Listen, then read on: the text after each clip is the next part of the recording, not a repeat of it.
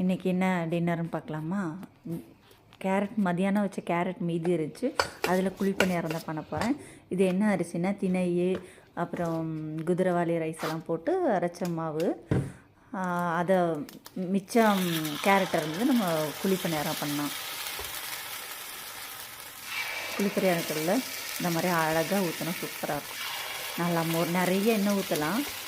இது ஸ்ப்ரே பண்ணாவே ஓகே தான். இது நிறைய எண்ணெய் ஊற்றி இது பண்ணணும்னு அவசியம் இல்லை.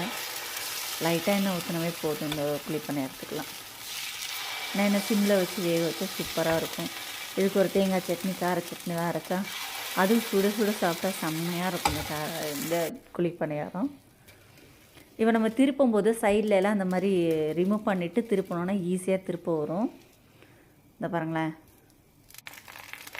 சூப்பராக திரும்பிச்சு. நல்லா மொறுன்னு இருந்துச்சு. அது நம்ம கேரட் போடுறதுனால கலர் இன்னும் சூப்பராக, இந்த ப்ரௌன் இந்த கலர் இருக்குல்ல, அந்த கலர் இருந்துச்சு, சூப்பராக இருந்துச்சு.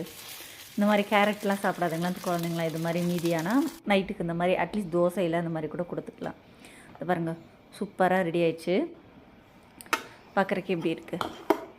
தேங்காய் சட்னி அரைச்சிருக்கேன், வரமிளகாய் போட்டு தேங்காய் சட்னி அரைச்சிருக்கேன். அதை கொஞ்சம் ஊற்றிக்கலாம். அதுக்கப்புறம் என்ன சட்னினா கார சட்னி, அந்த பச்சையாக அரைப்போல் வெங்காயம் தக்காளி எல்லாம் போட்டு வரமிளகாலாம் போட்டு அதை பச்சையாக அரைச்சிருக்கேன். வதக்கலை, பச்சையாக அரைச்சி தாளிச்சிருக்கேன். எப்படி இருக்குது பாருங்கள், சூப்பராக இருக்குல்ல. ரொம்ப சூப்பராக இருந்துச்சு டின்னர் அன்றைக்கி.